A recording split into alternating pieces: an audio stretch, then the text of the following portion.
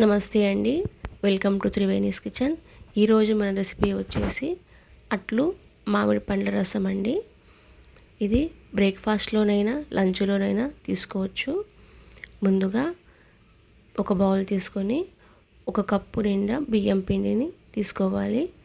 తర్వాత 2 కప్పుల గోధుమ పిండిని తీసేసుకోవాలండి.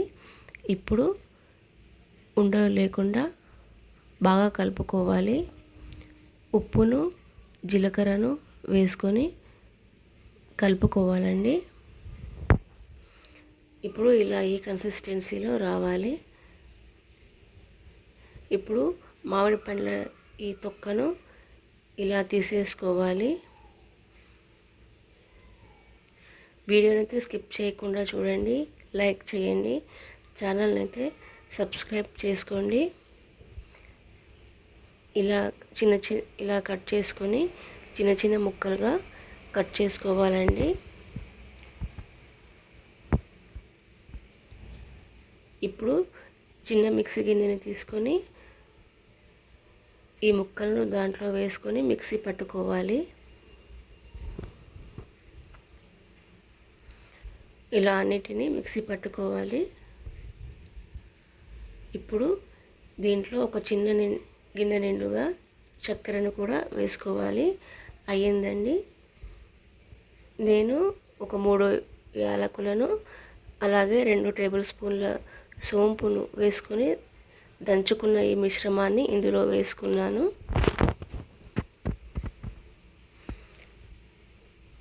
ఇలా కలుపుకోవాలి.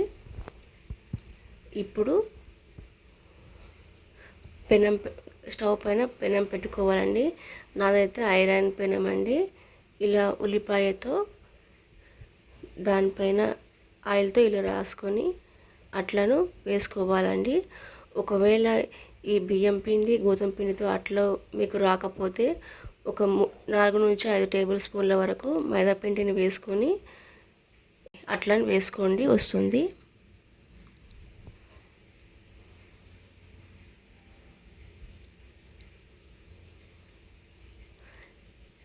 ఈ మామిడి పండ్ల రసము అట్లే కాకుండా ఈ రసంతో చపాతీనైనా తినొచ్చండి.